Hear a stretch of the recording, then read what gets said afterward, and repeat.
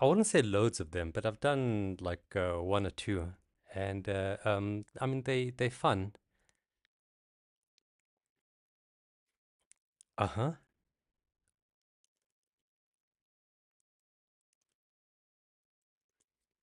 Correct. You pronounce it perfectly. But you should type in streaming sets because that's the channel that this is going out on.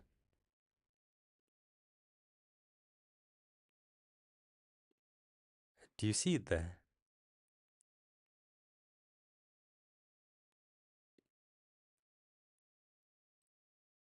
Okay, so okay, sorry about that. It was, but I'm gonna send you the link on your WhatsApp. Correct. Yes.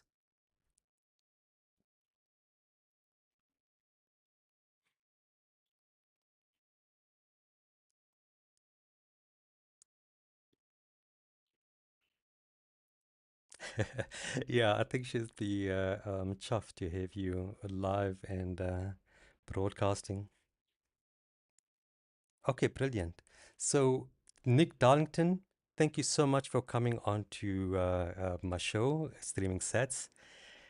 Welcome. Thanks for having me. Thanks for having me. That's my pleasure. Tell me a little bit about your origin story. How did you get involved with Bitcoin?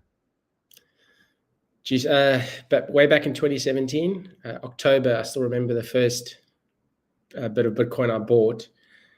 Obviously, people have different origin stories on this, but what I've found often in talking to people, it's often when the markets are euphoric or just before and people are talking about it. And that's usually the time when, there's a crash going to happen. Anyway, so that was towards the end of 2017. And then, yeah, I've been involved in it ever since, but probably the last 6 months or 7 months or so, I've become more active in the idea of Bitcoin as money and spending and accepting Bitcoin in South Africa specifically. So yeah, I started to go quite deep into the money part of it and learning more about how Bitcoin functions as money. So yeah, I've just been listening to the audiobook, which I started a while ago, of the Bitcoin Standard. And yeah, once you listen to it and just understand what money is and how Bitcoin functions as money, it's kind of like something switches in your brain. Anyway, so that's like, so the last 6 7 months I've been really focused on that, and I launched a Bitcoin Friendly SA as a project to get involved in the space. And yeah, it was initially launched as a directory, but in doing it, I've realized that a directory where people can learn, where they can find Bitcoin accepting businesses. But I've realized that I want to turn it more into a place where a resource where people can learn about how to expand and accept Bitcoin in South Africa. So pay guides and all that stuff. So that's the short of it. So I jumped around from 2017 to 2025. Obviously, lots happened in between. Yeah, lots happened. So let's go back to the start. Would you say that you got into Bitcoin purely from a speculative perspective back then, just because you saw the price Yeah, going up? well, back then I didn't really understand it. So, I think, you just heard about it from people, or people were talking about it. So yeah, it was speculation. I mean, I remember buying my first bit of it. I literally remember the trade and kind of where I was. I think Bitcoin's price was like 100,000 Rand at the time. And I bought like 5,000 Rands worth way back. And obviously during that time I bought and sold, and because you don't really understand what you're buying. So, well, I didn't, at least. I know other people may have, but yeah, that was just my experience.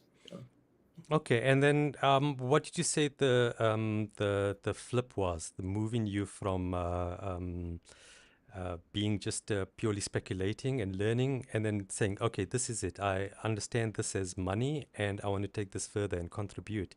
Was it purely just the education you learned and reading books like the Bitcoin Standard? Well, the first 7 years, I treated it largely as an investment or a store of value, um, and that's what I did. So during the bear markets, I bought, and so I didn't see it as money, and it wasn't really being used as money anyway. So the flip really happened this year for me, the switch, where I was like, listen to the audiobook, understanding what money is. And so Yeah, it happened over the last 6-7 months, that switch. But I know lots of people still only see it as digital gold. And so there's that push and pull between, do I hold it forever or do I spend it? And so I think you can do both. If you see it as money functions as a savings tool. You can invest your cash, you can spend your cash. And so Bitcoin, if you see Bitcoin as money, the same principles apply. But the only difference is there's a limited supply of Bitcoin and it can't be printed out of thin air. So it's better money. So once that clicked in my head, I was like, okay, well, now I need to start. Now I need to start spending and saving in it. Of So, course, when you mentioned using Bitcoin as money, are you using the term money as a form of currency, like exchanging it for goods and services?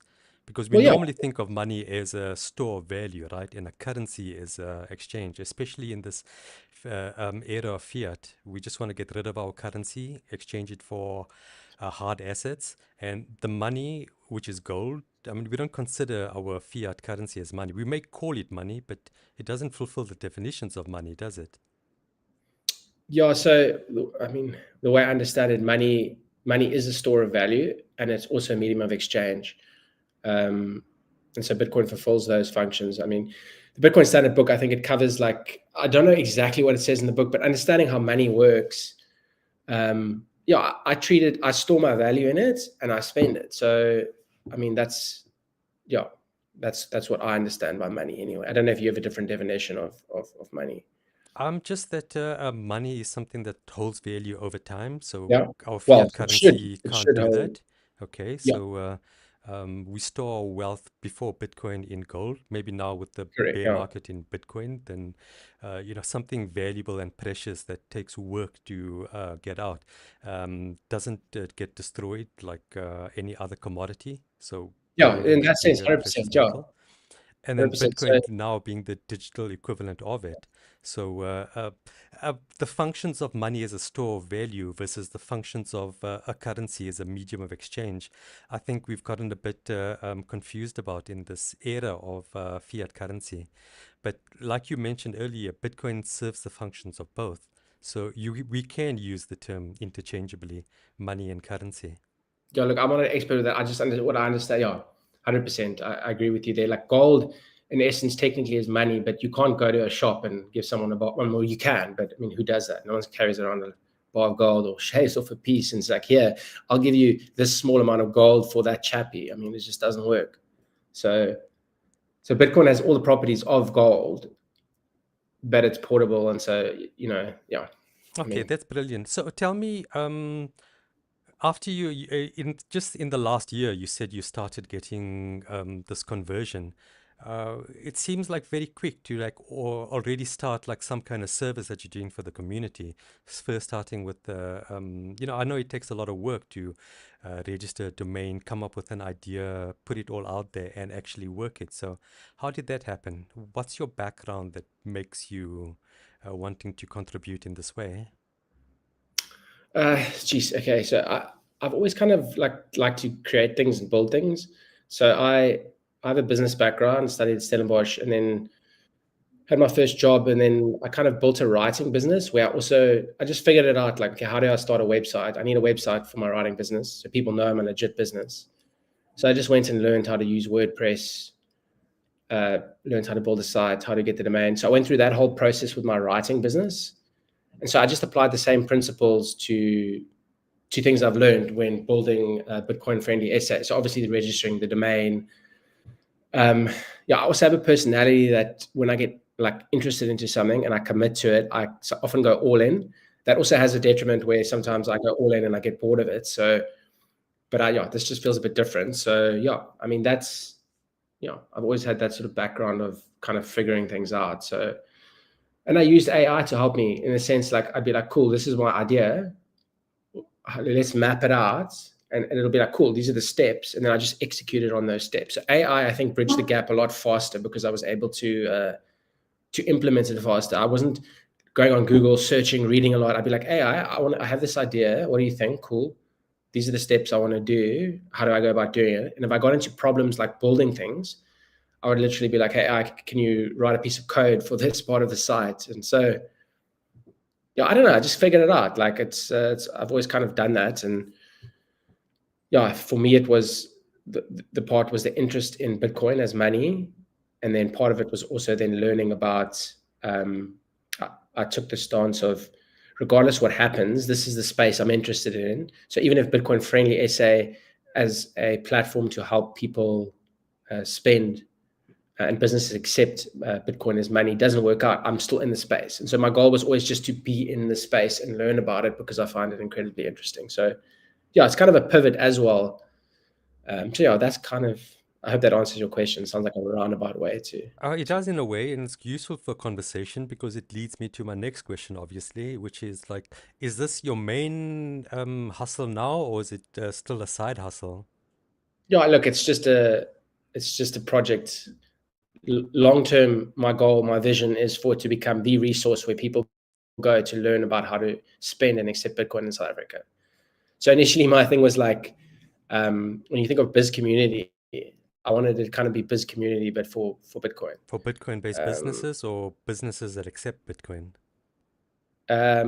yeah, so initially it was a directory, right? And it still is a directory for businesses that accept Bitcoin, whether they do so indirectly through platforms like Money Badger, gateways like Money Badger, or directly through, I don't know, Bitcoin server or whatever. That's how it started. But the content arm of it, I always included that because number one, I'm a writer and I enjoy writing. That's kind of, so this is a side hustle to my writing, but I do both now. So like this week, I published 2 guides on how to pay with Bitcoin at Pick and Pay, how to pay with Bitcoin at Bootlegger. So yeah, I use my writing to supplement my income, and then I do this on the side. And yeah, I get a few tips sometimes in Bitcoin for some of my writing on Substack. And yeah, so I'm just building something. Like in Bitcoin circles, they talk about lowering your time preference. For me, this is a long-term thing of creating something I enjoy doing it and creating something of value that helps people. And yeah, I just find it exciting. Like it's an exciting space. We're so early. I don't even know what the stats are on adoption, but I think it's like on the curve. I mean, you see the curve, like adoption is like here, we here, and then the curve. Like I think yeah.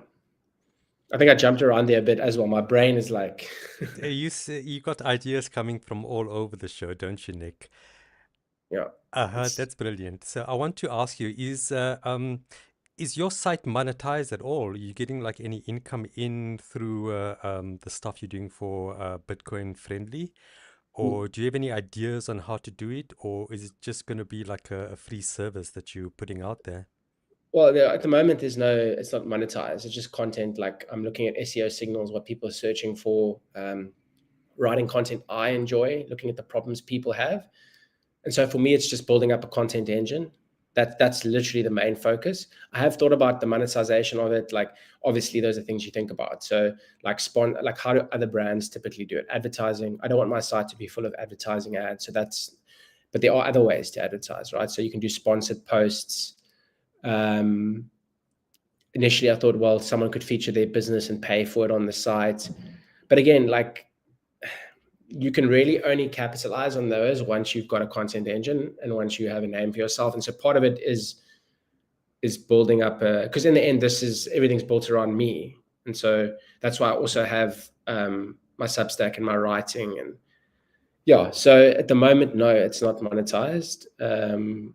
It's just something I enjoy doing. And so I'm writing about it. But I do plan to potentially, I mean, the idea of also maybe doing consulting work. I think his name's Ricky from Bitcoin Only does. I've seen his website. He does that sort of thing. Because obviously the space, it's still quite new. The sort of Bitcoin as money idea in terms of like people actually accepting it. So businesses at some point, there will be a tipping point, I believe, where lots of businesses. So I think positioning myself as someone who can help businesses, that's obviously on my mind. And that's potentially where I could also make money. But the moment it's purely started out of interest in the space, writing content I like writing and solving problems for people. And so that's kind of, I enjoy it. It's I like the detail, and there's lots of detail in how to pay with Bitcoin. to the detriment of adoption, I think, sometimes, because it's still quite technical. Like if you tell the average person on the side of the road, hey, like, how do you pay with Bitcoin at Pick and Pay? They'd be quite like, you need to get a Lightning wallet, then you need to buy Bitcoin to fund the wallet. So there's still those friction points. And so like just talking to people maybe who've been in the space for longer, yeah, some of them are like, oh yeah, but you should always buy peer-to-peer, or you should always do this. It's like, yeah, okay, these are all ideas that you've developed over years, but for a newbie coming into the space, it should be easy to onboard them. They should be able to be like, download an app, go spend their Bitcoin. So yeah, that's again a long answer, but yeah, that's kind of No, you're asking questions that I'm gonna ask you. So no, sorry, I'm just no, it's perfect. I don't even have to ask the questions. You've answered them already. I wanted to ask you, like, how do you come up with ideas of topics to write about? Because all of the stuff that I've seen you sharing is all very topical about being Bitcoin friendly in South Africa. So how? well, the Bitcoin space is quite small, and so within a few months, you speak to people, you reach out to them, you chat to them, you understand what their problems are. So personally, the topics came from my own interest. For example, recently a topic was getting Lightning liquidity. How do I get small amounts of, because obviously Bitcoin Lightning is a separate payment channel for you to pay with Bitcoin. It allows you to spend your Bitcoin in store because you can't pay with normal on-chain Bitcoin because it's too slow, right? And the fees are high. So I was like, okay, so how do I get Lightning liquidity quickly? And then I did research, and then I found Cape Crypto, for example, and then I figured out how to do it on Cape Crypto, and then I wrote a guide about it. So that's one example. So it's my own problems that I solve. And other times it's just looking around and on Google, if you type in or picking up on things. I remember Carl, I think it was from Money Badger, I saw somewhere he said something like, Pick and Pay is one of our, like lots of people search for this term or whatever. And then I wrote content about it because I was like, okay, that's a term that clearly is relevant to the market. And also if you Google it online, you type in Pick and Pay Bitcoin, it's quite topical. So who else is covering it? The content on it actually is good, but it's not like if a newbie comes in, how do I pay with Bitcoin at Pick and Pay? There's lots of content and there's some good content, like Money Badger has a page, but I was like, I think I can make this better. And so I created a piece of content on that. Bootlegger doesn't have like detailed content on that. I mean, they have a page and you can go find the information, but I still think that content was lacking. And so I felt like I could do it better. So I wrote it. Sure. Also then this morning I was sitting down, and for my listings, for example, I can go look in Google Search Console and I can see, I'm getting a lot of search because GWiz is listed. Obviously, it's a business that can accept Bitcoin in South Africa. And I'm getting lots of people, like my listing of GWiz on BitcoinFriendlySA is showing up for the keyword GWiz. So I'm like, okay, it's obviously quite a high search volume for people in South Africa. So my thing was, okay, then to capture like local SEO search intent, I'm just going to write like lots of little mini guides on how to pay with Bitcoin at GWiz. And yeah, so that's also how I think about it on the strategic sense. So it's solving problems, thinking about it strategically, SEO, and speaking to people, and just seeing what's out there. Like there's very little content on it in SA specific. Like you can go online and be like, how to accept Bitcoin as a business, and it'll give you these broad strokes, but it's very specific to markets, right? If you look in the US, you have Square, and they have their own way of accepting, allowing people to pay with Bitcoin, right? Obviously, it involves Lightning wallets, and I don't understand the technicals of it, but in South Africa, it's a unique space. You got Money Badger bridging the gap between traditional QR payments, and so that requires individualized, unique content. And the South African market, generally speaking, is underserved. And so that is ultimately the gap I'm trying to plug, is help serve that market. So you're going to be like the Bitcoin magazine in South African version. Yeah, I mean, it could, whatever it is. For me, the focus is just on the spending and accepting it as money aspects. And obviously that involves maybe learning a bit more about Bitcoin, but there's lots of resources to learn about Bitcoin. what is Bitcoin? Google it, whatever. Okay. But just Question, spending it. who lists all of the business? Is it the business themselves, like this example, GWiz? Did someone from GWiz come and list their business that they're accepting Bitcoin? So Or did you go out and investigate and find them and then edit their details? yeah, so at the beginning, I went and researched places that accept Bitcoin. And I discovered very quickly that lots of the information is just incorrect, right? So even on Bitcoin Map, it'll say something, but then you reach out to the business and you realize, okay, well, he actually doesn't accept anymore. So I would reach out to clarify whether they accepted it. And then I'd go actually put the listing up. But generally, if I was fairly certain that they accepted it, then I would put it on the site, reach out to them and say, hey, you have been listed. And most people were like, cool, that's nice. I mean, one or two people weren't happy. And so I just removed the listing. And then the other approach is some businesses would list themselves. So they would literally find my platform and list it. So there have been a few of that. But the thing is, the space has changed so dramatically. Like initially, early in the year when I started, I had about 50 businesses, and there's probably more, obviously excluding all the pick and pays. But then you have people technically accepting businesses via Bitcoin via Zapper, right? Even though they may not be aware of it. I mean, I'm not going to list 30,000 Zapper stores. So yeah, there's that pull between that and yeah. So what I'm basically trying to say, that was the process. And so as a result of that, I've kind of moved. I still use it as a listing resource, but for me, the narrative is becoming more about how to spend the Bitcoin versus where you can spend it. So I do both, but my focus is mainly on the content side. So anyone can list their business. I think that is a good step to advertise that you accept Bitcoin, and you can do that on Bitcoin Map. Money Badgers created a little pay with Bitcoin Map that you can go on their site and check. So there's lots of people doing this, building it in the app. I have it on my site. So I don't necessarily think that is a niche problem to solve.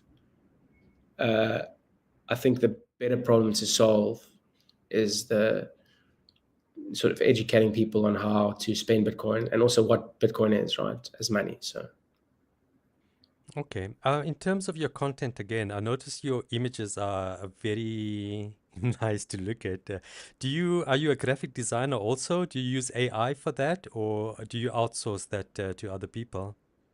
no, I just use AI for that. I prompt AI, and it takes a lot of effort. People are like, oh, that's easy. Actually, it's not. That's not. I mean, it's easy in the sense that it can create an image quickly, but AI hallucinates. Like, I can't tell you how many times I've been like, okay, this is a style I want. This is what I want in the image, and then I'll be like, okay, for the last iteration, all I want to do is just change the person's face. Do this, and then it does that, but it changes everything else in the image. So yeah, I do use AI for that. But I haven't, I'm working on I wanted this style of the images to be unique so people can be like, cool, that's Bitcoin friendly. Like it's a brand. Yeah, it's a brand. Like immediately you see an image and you know where it's from. That's what I picked up too.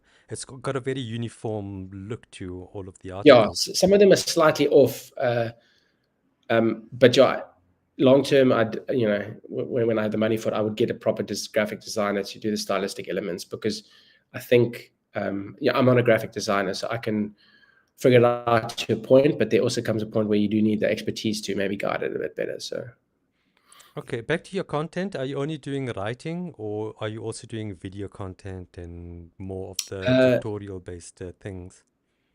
so it's mainly the writing. Video content, that is something I have thought about, and my girlfriend has suggested for like Instagram and stuff. For like showing a video of me paying it like somewhere with Bitcoin. I mean, that always works. Like in the content, embedded in the content, I sometimes include the video. But yeah, my focus is mainly on the writing. But the video, I recognize that the video is often a good way to show people quickly how to spend, right? So those typically would be embedded in the post.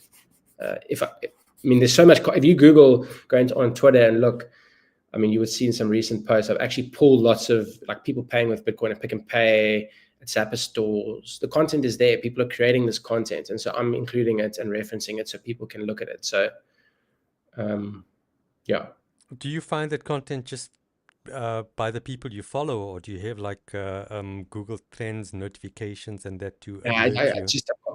just the people I follow, man. I'm following like Money Badger and loads of people in the Bitcoin space. I mean, and typically the algorithm eventually just starts feeding you Bitcoin content, right? Because I follow so many people, so there's always videos. You can even Google it. So no, I don't do Google Trends. There's just so much content.